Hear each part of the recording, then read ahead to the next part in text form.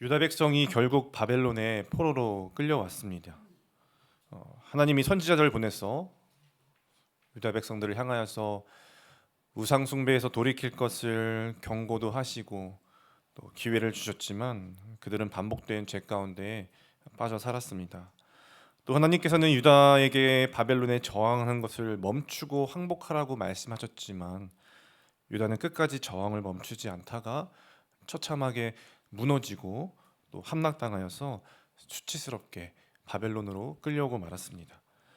그러니까 이 모든 것은 처음부터 끝까지 유다 백성들의 불순종으로 인한 과정이었습니다.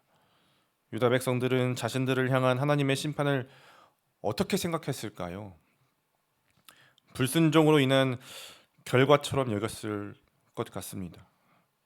그러나 하나님의 생각은 달랐죠. 하나님은 왜 이들을 포로로 끌려가게 하셨습니까? 죄로 인한 심판을 주시고 본때를 보여주시려고 그러셨습니까? 오늘 11절 말씀은 여호와의 말씀이니라 너희를 향한 나의 생각을 내가 아나니 평안이요 재앙이 아니니라 너희에게 미래와 희망을 주는 것이니라 라고 말씀하고 있는데요. 계속 어르고 달래도 혼내도 돌아오라고 설득하는데도 전혀 미래와 희망이 없어 보였던 유다 백성들의 삶의 모습이었습니다. 그렇기에 미래와 희망을 주시기 위해서 포로가 되게 하신 것이죠. 부모가 자녀에게 정말 따끔하게 엄하게 혼낼 때가 단호한 조치를 취할 때가 언제입니까? 부드러운 말로는 더 이상 안 될 것 같을 때 그렇게 하죠. 하나님은 유다 백성들을 다시 회복하시기 위해서 포로 생활을 하게 하셨습니다. 그곳에 가서 포로 생활을 겪음으로 너희들이 그렇게 동경하던 강한 힘을 가진 나라들이 우상들이 득실되는 곳에 가서 어떻게 사는지 한번 같이 살아봐라. 그들의 종이 되어보고 그들이 어떻게 살아가는지 그것에 진짜 참 행복이 있는지 가서 봐라. 그런 과정을 겪은 후에 참된 회개 가운데 내게 돌아와라 라는 생각이 계셨던 것 같습니다. 여러분, 하나님의 백성이 불순종으로 인해 고난을 겪게 되었다면 그것은 아마 결과로 나아가는 과정일 것입니다. 과정이기 때문에 결국 순종을 할 때에야 참된 평안을 얻게 되고 미래와 희망을 가질 수 있게 됩니다. 그런데 여러분, 고난의 상황이 과정이 아니라 결과라고 생각해 버리게 되면 어떤 모습을 보일 수 있습니까? 결과라고 생각하게 되면 불안함과 두려움, 자기 중심적인 그런 두려움, 자기 중심적인 저항을 하게 됩니다. 포로가 되는 것이 부정적인 결과라고 생각을 하게 되면 평안을 잃어버리게 되고 희망 고문적인 저항으로 하나님의 백성으로서의 진정한 미래를 더욱 망쳐버리게 되는 것이죠. 유다 백성들은 포로로 끌려와서 바벨론의 저항적인 모습을 보이고 있습니다. 왜 그렇습니까? 고난으로 이끄신 하나님의 마음을 그들은 생각하지 못했기 때문입니다. 바벨론에 저항하는 것은 순종적인 모습이 아니었죠. 이들은 어떤 저항을 하고 있습니까? 역사 기록에 의하면요, 바벨론에서 폭동이 일어났는데 포로로 잡혀온 타국민들이 억압을 견디지 못하고 폭동을 일으켰던 것입니다. 그리고 바벨론은 그 폭동들을 진압하였는데 여러분, 이들이 왜 폭동을 일으키고 저항하며 살아갔을까요? 바벨론의 시대가 금방 끝날 것이라는 거짓 선지자들의 예언이 있었기 때문입니다. 이렇게 유다 백성들이 포로 생활에 적응하며 순종하지 살지 못했어요.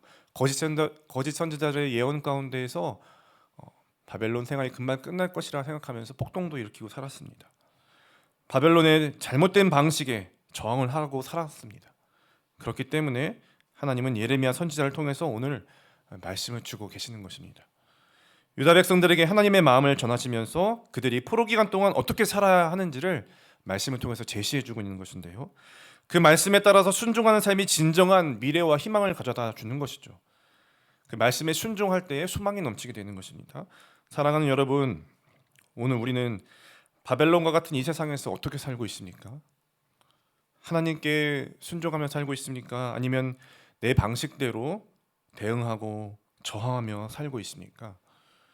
오늘 우리가 바벨론과 같은 세상에서 고난이 찾아왔을 때에 하나님께 순종하기보다 이 잘못된 방식으로 저항하고 있다면, 세상에 저항하고 있다면 어떤 모습들이 우리가 세상에 저항하고 있다고 여길 수 있는 모습일까요? 하나님의 원리가 아닌, 하나님 나라의 원리가 아닌 이 세상의 법칙대로, 세상의 가치관대로 치열하게 열심을 내는 것, 그것이 아마 오늘 유다 백성들이 보인 폭동의 모습이겠죠. 세상에서 나의 정체성과 나의 안정감을 찾기 위해서 어떤 결과나 성공을 이루려고 하는 것입니다. 여러분, 그렇게 살아가는 것은 결국 바벨론에게 제압당하고 말 것입니다. 오늘 유다 백성이 그랬던 것처럼요. 우리가 싸워나가고 있는 이 바벨론과 같은 제국의 힘의 끝자락은 무엇입니까? 죄의 힘은 무엇입니까? 죽음입니다. 죽음. 여러분, 죽음의 권세가 다스린 세상에서 세상의 법칙대로 정하면서 살아가는 것은, 세상의 방식대로 정하면서 살아가는 것은 결국 죽음에 이르는 헛된 일일 뿐이죠. 미래와 희망이 없는 것입니다. 참된 미래와 희망은 어디에 있습니까? 하늘에 있는 것이죠. 그래서 우리는 이 땅에서 특별히 고난의 상황 가운데에서 하나님의 마음과 생각을 알아야 합니다. 그러면 그 고난을 은혜의 시각으로 바라보게 되고, 또 고난을 은혜의 시각으로 우리가 통과할 수 있게 되는 것이죠. 그러면 그 고난을 은혜의 시각으로 바라볼 수 있는 마음과 생각도 우리에게 은혜가 될 것입니다. 다시 말해서 여러분, 무엇이 은혜입니까? 하나님의 백성이 고난의 상황 가운데에서 하나님을 찾을 마음이 생기는 것이 은혜입니다. 하나님을 찾을 마음이 없던 사람에게 하나님을 찾을 마음이 저절로 생기는 것이 아닙니다. 마음도 하나님이 움직여 주셔야 생기는 것이죠. 그렇기 때문에 우리가 고난의 상황 가운데서 하나님을 간절히 만나고자 찾는다면 고난의 상황이 은혜가 될 것입니다. 하나님은 이스라엘 백성들에게 그 은혜를 주시고자 지금 예레미야 선지자를 통해서 말씀하고 계신 것입니다. 포로된 상황 가운데 있는 당신의 자녀들을 만나 주시고자 말씀하시는 것이죠. 11절 다시 한번 보시면요, 여호와의 말씀이니라. 너희를 향한 나의 생각을 내가 아나니 평안이요 재앙이 아니니라. 너희에게 미래와 희망을 주는 것이니라 라고 말씀하셨습니다. 하나님께서는 우리에게 평안과 미래와 희망을 주시는 분이시다라는 것입니다. 그것은 어떤 상황과 환경에서든지 마찬가지입니다. 그렇기 때문에 우리의 문제와 상황과 환경에 대한 문제보다는, 우리의 문제는요, 환경과 상황의 문제라기보다는 그것보다 더 앞서서 우리가 하나님을 의지하고 있는가, 의지하면서 나아가고 있는가를 우리는 바라봐야 할 것입니다. 유다 백성들이 바벨론의 압제를 당하고 있는 상황 가운데 있지만 하나님께서요, 징계를 멈춰 주시기까지 70년 동안 그곳에서 살아가야 했던 것처럼, 하나님을 의지한다는 것은요, 바벨론 압제에서 빨리 벗어나기 위해 빨리 벗어나려고 통과하는 그런 과정이 아니라 70년이라는 그곳 그 자리에서 주어진 시간 동안 어떻게 하나님을 의지하면서 그 과정을 참아내고 그 과정을 인내하고 그곳에서 예배를 드려야 하는가 했던 것이죠. 바벨론에 저항했던 포로들 가운데 폭동을 일으켰던 자들은 모두 자신들의 주어진 상황과 환경에 문제가 있었다고 보았기 때문에 그들은 아마 저항을 했을 것입니다. 그들은 거짓 선지자들의 달콤한 예언에 귀를 기울였습니다. 하나님의 뜻을 거슬러 바벨론에 자신들의 방식대로 저항하는 것이죠. 그렇지만 이제 예레미야를 통해서 하나님의 말씀이 선포되고 있는데 그들은 이제 분명한 하나님의 말씀 가운데서, 뜻 가운데서 살아가야 합니다. 오늘 우리도 분명한 하나님의 말씀에 귀 기울이면서 하나님의 뜻 가운데서 하나님을 의지하면서 순종하면서 살아가야 합니다. 오늘 본문 말씀 가운데서 우리가 그 말씀을 듣기 원하는데요, 고난의 상황 가운데서 하나님은 우리에게 어떻게 살기를 원하시는가? 이 바벨론과 같은 상황에서, 고난의 상황 가운데서 하나님이 우리에게 어떻게 살기를 원하시는가? 첫 번째는요, 현재의 고난의 상황이 은혜이자 사명이라는 생각으로 살아가야 합니다. 우리에게 주어진 현재의 고난의 상황이 은혜이자 사명이라는 생각으로 살아가야 합니다. 예레미야서 우리 29장 5절과 6절을 함께 읽어보실까요? 예레미야서 29장 5절과 6절입니다. 시작. 너희는 집을 짓고 거기에 살며 텃밭을 만들고 그 열매를 먹으라. 아내를 맞이하여 자녀를 낳으며 너희 아들이 아내를 맞이하며 너희 딸이 남편을 맞아 그들로 자녀를 낳게 하여 너희가 거기서 번성하고 줄어들지 아니하게 하라. 예레미야 선지자는 포로로 끌려온 백성들이요, 바벨론에 정착해서 집을 짓고 텃밭을 만들고 가정을 꾸리고 번성하여 살 것을 전하고 있습니다. 이 말씀이 하나님이 아브라함에게 주셨던 명령과 유사하죠. 번성하고 줄어들지 않게 하라. 창조의 명령과도 유사합니다. 주어진 상황과 환경에서 하나님의 백성답게 생육하고 번성하면서 살 것을 말씀하고 계신 것이죠. 뿐만 아니라 현재의 삶이 사명이기 때문에 어떻게 하라고 말씀합니까? 주어진 삶의 터전을 위해서도 기도하라고 말씀하고 있는데요. 7절 말씀 보시면요. 너희는 내가 사로잡혀 가게 한 그 성읍의 평안을 구하고 그를 위하여 여호와께 기도하라. 이는 그 성읍이 평안함으로 너희도 평안할 것임이라. 하나님은요, 사로잡혀간 그 성읍을 위해서도 기도하라고 말씀하고 계십니다. 바벨론은 지금 유다의 원수입니다. 바벨론이 유다의 원수임에도 불구하고 그 바벨론의 안정과 평안을 위해서 기도하라라고 말씀하고 있습니다. 왜 그런 기도를 하라고 하실까요? 그것이 유다 백성이 다시 하나님의 약속 가운데 족으로 돌아와서 다시 회복할 기회로 준비되어지는 시간이 될 수 있었기 때문이겠죠. 70년이라는 시간 동안 주어진 환경과 상황에서 바벨론에서 살아가야 합니다. 그러므로 바벨론을 위해서 기도해야 하는 것이 이들에게 주어졌던 하나님의 말씀이었죠. 오늘 우리도 이와 같이 해야 하는 것이죠. 우리도 바벨론과 같은 나의 삶과 환경과 삶의 자리에서 그 상황이 벗어나고만 싶은 환경일지라도 우리는 그곳을 위해서도 기도해야 합니다. 나를 너무 어렵게 하고 힘겹게 하는 사람이 있더라도 그와 함께하는 자리에 나를 세우셨다면 그를 위해서도 기도해야 합니다. 오늘 그 자리에 그 환경과 상황 가운데 하나님의 뜻이 있을 수 있고 그것이 나의 사명의 자리이기 때문입니다.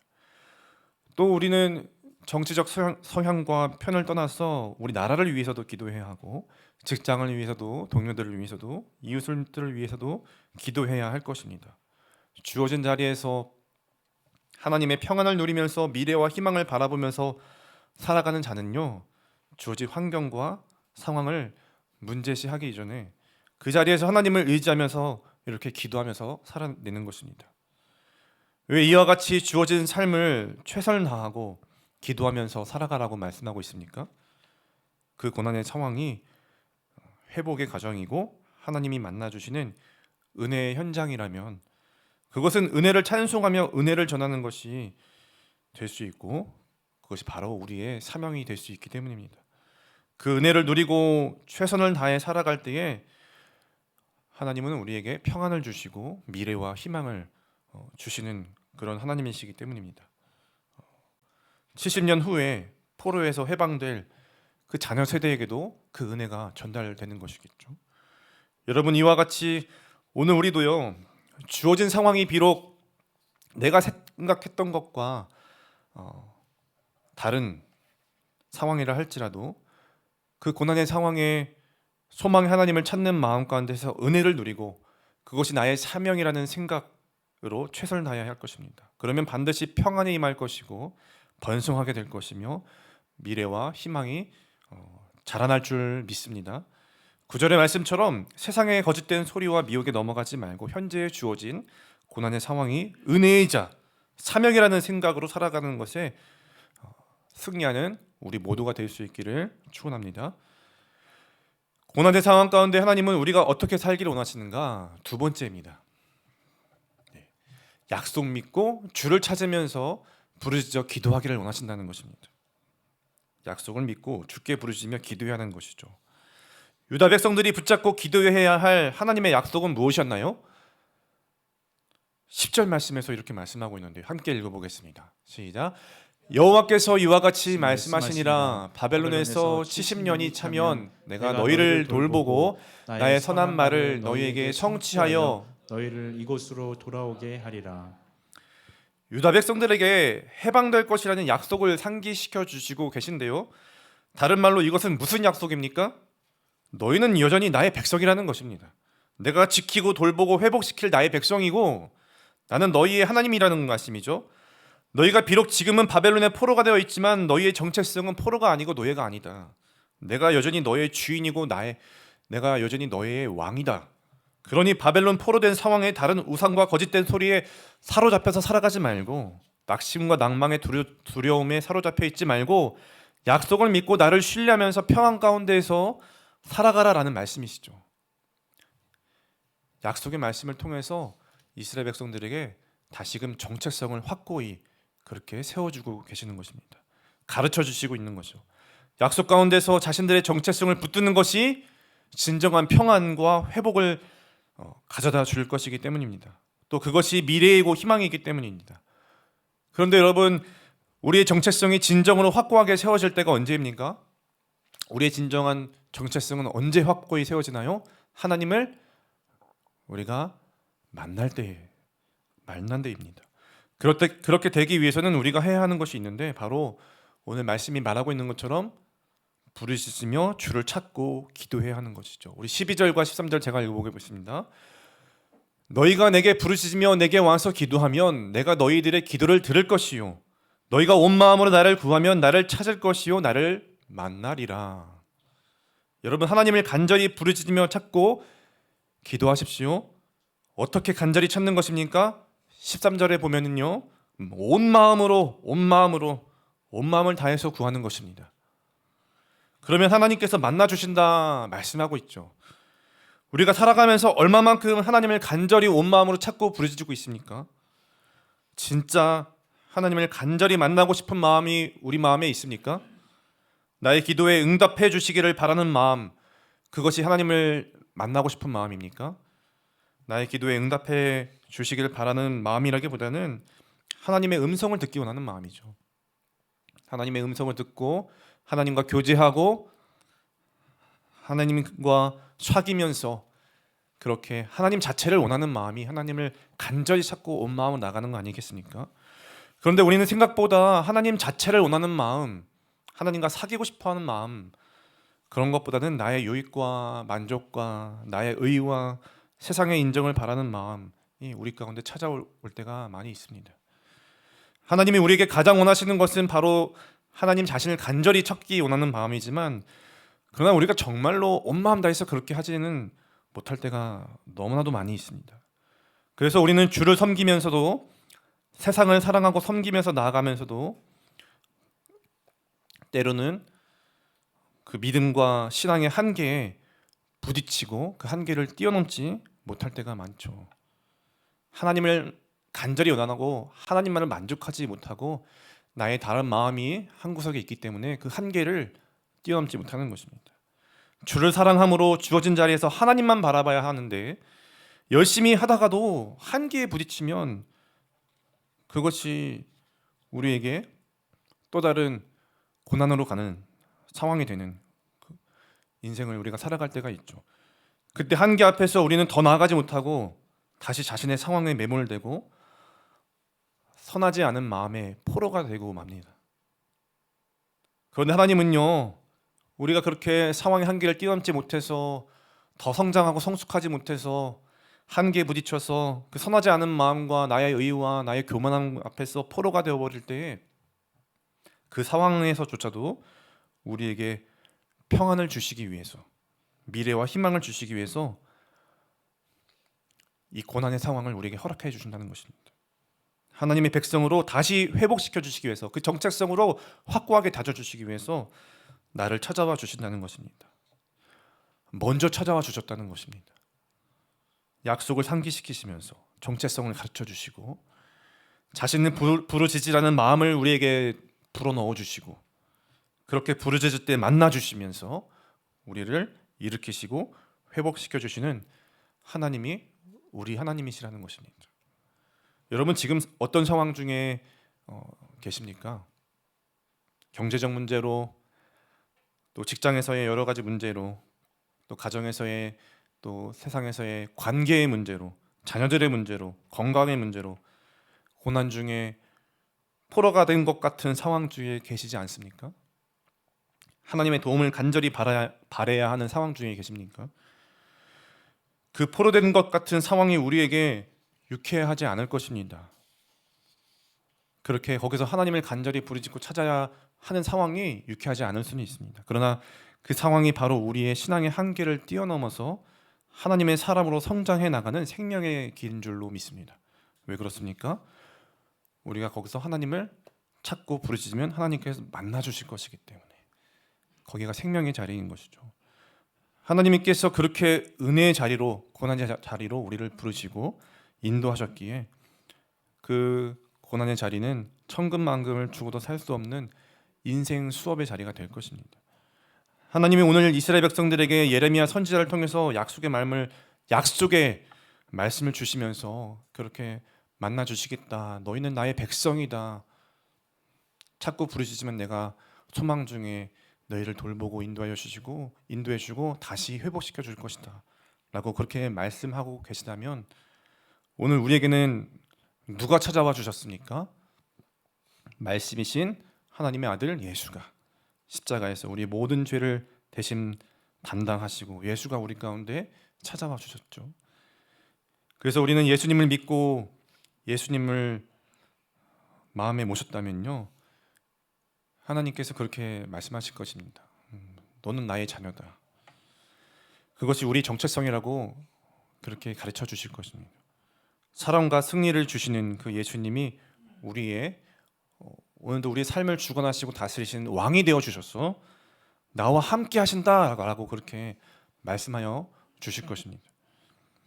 여러분, 그 은혜와 소망 가운데 이 세상이 주는 고난의 과정을 정말 말씀 안에서 은혜로 받으시고 그 과정 가운데 모든 상황과 환경을 뛰어넘어서 주님을 예배하는 예배자로, 또 그 가운데서 사명을 감당하는 사명자로 승리하는 우리 모두가 되기를 주님의 이름으로 축원드립니다. 우리 한 줄 고백 함께 고백하시겠습니다.